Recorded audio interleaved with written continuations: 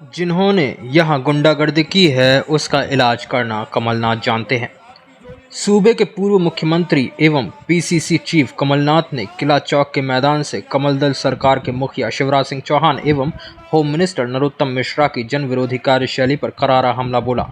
उन्होंने प्रशासनिक अधिकारियों को कटघरे में खड़ा करते हुए कहा कि जो लोग भाजपा का बिल्ला जेब में रखकर घूम रहे हैं उनका हिसाब किया जाएगा। उन्होंने कहा कि दतिया तो मैं आया हूँ आज और साथ साथ अत्याचार भ्रष्टाचार की राजधानी में आया हूँ। आज दतिया की यह पहचान है और जो मैं सुनता कि कैसे केस लगवाते हैं, कैसे ज़मीनों पर कब्जे कराते हैं। उन्होंने कहा कि यह चुनाव दतिया के भविष्य का और मध्य प्रदेश के भविष्य का चुनाव है। यह चुनाव गुलामी से मुक्ति पाने का है। 29 दिन बचे हैं, किनका क्या टूटेगा मैं देखूंगा। दतिया में उद्योगों की आवश्यकता है जिसको मैं पूरी करूंगा। कांग्रेस की 11.5 महीने की सरकार में 27 लाख किसानों का कर्जा माफ़ किया। दतिया पहली किश्त में 75,000 किसानों का कर्जा माफ़ किया, जिसमें कुछ किसानों के नाम धर्मपाल सिंह, हंटू राजा, वीर सिंह, किशन कुशवाहा आदि का कर्ज माफ हुआ। याद रख लें, ये भी मैं साफ कह दूं कि कमलनाथ जो आपके सामने खड़े हैं वो 2018 के मॉडल नहीं 2023 के मॉडल हैं। और जिन्होंने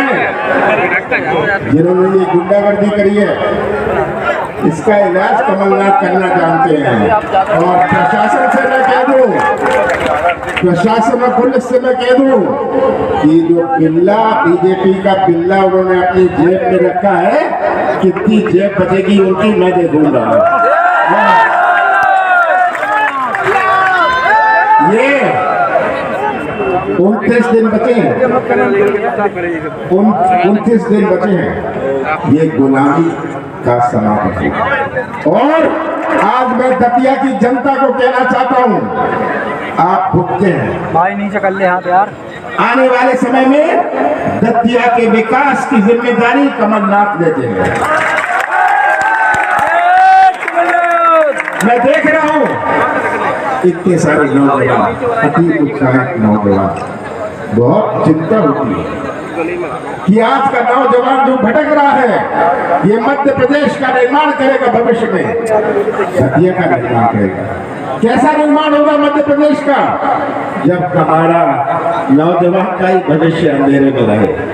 तो नौजवानों, रोजगार की प्राथमिकता मिली रहेगी। और जब तक आप इनके नेताओं को बेरोजगार नहीं करेंगे तब तक आपकी बेरोजगारी नहीं जाएगी।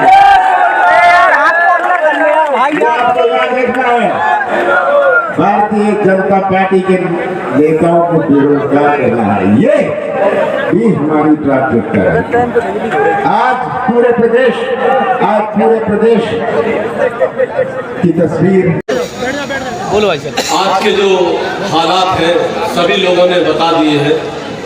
आदरणीय भाई साहब राजन भारती जी के लिए मैं एक पंक्ति सुनाऊंगा।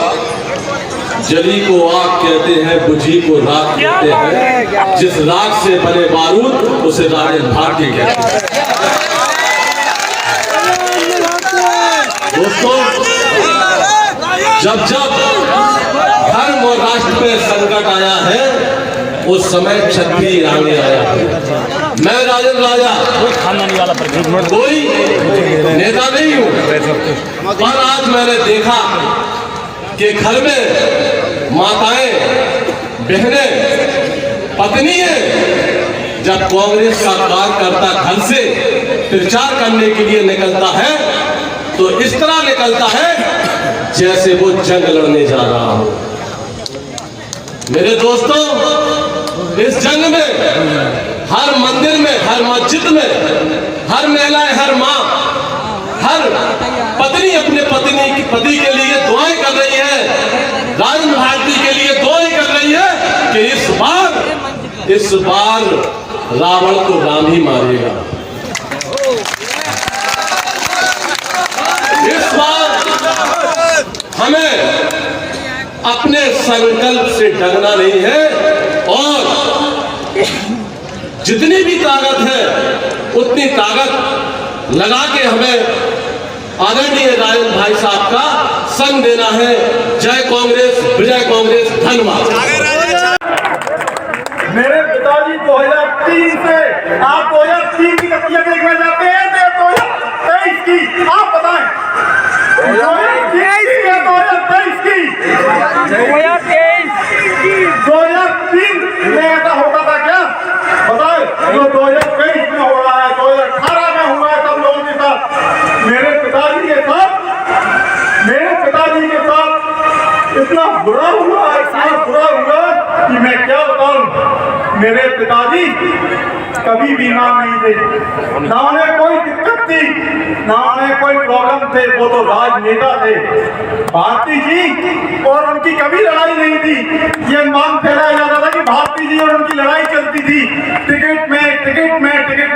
तो कहीं टिकट में लड़ाई नहीं चलती थी। आज अवधेश नायक चाचा ने और राजेंद्र भारती चाचा ने ये दिखा दिया कि हम लोगों की लड़ाई नहीं, हम आपस में भाई हैं। लेकिन उनकी लड़ाई हमेशा रही टिकट पर। उन्होंने 3 साल मुझे बुलाया, लगातार 3 साल अपने बंगले में बुलाया और समाज के लोगों के साथ बुलाया। समाज की गलती नहीं है इसमें, समाज की बिल्कुल गलती नहीं है इसमें। समाज ने मेरा पूरा सहयोग किया और आज भी मेरे साथ है। मैं आपको वचन देता हूँ भारती जी आज भी मेरे साथ है और निकल के आएगी और आपको बता के आएगी कि मैं कितने वोटों से जीता हूँ और मुझे किन व्यापारी भैयों ने क्योंकि वो आज खुल के नहीं आ पा रही है, लेकिन मैं उनके उस पर खुलकर आया हूँ। उन्होंने मुझे भेजा, ये समझ लीजिए आप, गौरी बंधु उन्होंने मुझे भेजा है और हम लोगों ने 5-5 हजार रुपए के इनाम है। आपको पता है 5-5 हजार रुपए के इनाम आज 3 साल से भुगत रहे हैं। और मेरे पास अभी 2 घंटे पहले फिर फोन आया था कि तुम वहां नहीं जाओ। मेरे भाई मेरे को प्रेरणा बनाया, लेकिन मैं नहीं डरा। क्यों नहीं डरा कि 3 साल में आप कुछ तो कर देते मेरे लिए। तो मैं सोचता कि मेरे लिए ये हो गया, मेरे लिए कुछ तो किया आपने और मेरी जनता के लिए कुछ किया। मेरी जनता ही सब कुछ है और मेरे पिताजी के लिए जनता सब कुछ थी और मैं भी जनता के लिए समर्पित हूँ। और मैं आपको वचन देता हूँ व्यापारी भाइयों और गौरी बंधुओं, मैं आपको वचन देता हूँ, मैं इस मंच पर कहता हूँ कि मेरे भारती जी आपको कोई दुख नहीं आने देंगे। मैं आपको वचन देता हूँ अगर दुख आएगा तो आपके विकास पर हो जाएगा।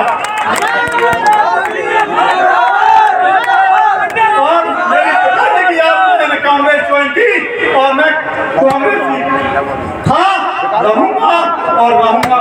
मेरे परिवार में कांग्रेस लोग हैं, मेरे परिवार में कांग्रेस। धन्यवाद आपको। मैं मंच पे और तो नहीं बोलूंगा क्योंकि मैं राजनीति का हूँ, लेकिन आप लोग भी मुझे कुछ बताएंगे क्या करना है क्या नहीं करना है, आगे सब सिखाएंगे और मैं आप लोगों के सहयोग से आगे बढ़ूंगा। और भारतीय दतिया से प्रशांत श्रीवास्तव की report, Bundelkhand today news, Jhansi.